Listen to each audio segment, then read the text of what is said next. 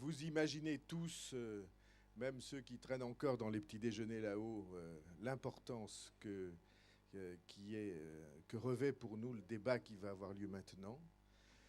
C'est un débat qui regroupe et réunit quatre personnalités qui sont très impliquées et reconnues dans le monde éducatif et dans le débat sur l'éducation. Alors, de gauche à droite, je ne sais pas si ça correspond exactement aux situations politiques, mais enfin, ceci est autre chose. Euh, Claire Mazeron, qui est secrétaire générale, vice-présidente du SNALC, le syndicat national autonome des lycées et collèges. Il est plus autonome. Bon, enfin, le syndicat national des lycées et collèges. Anthony Jouvenel, qui va animer cette table ronde et qui est agrégé d'histoire et géographie. Frédéric Rollet, qui est co-présidente, secrétaire générale, porte-parole du SNES, le syndicat national de l'enseignement secondaire, qui est naturellement, comme vous le savez, avec plus de 60% des voix, probablement un des syndicats les plus représentatifs du monde professionnel en général et évidemment du monde enseignant du second degré en France.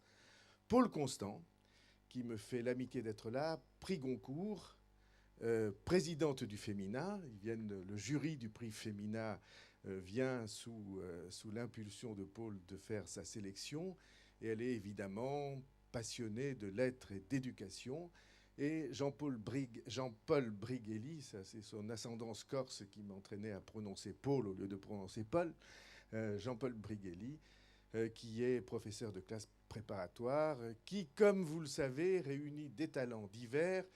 C'est un polémiste reconnu dans le domaine de l'éducation, c'est un défenseur d'idées acharné, avec des débats toujours. Il tient un blog qui est un des plus fréquentés de tous ceux qui s'intéressent au monde de l'éducation en France. Ces chroniques sont lues par très souvent plus de 1000 personnes, contributeurs, et qui viennent écouter et réfléchir avec lui.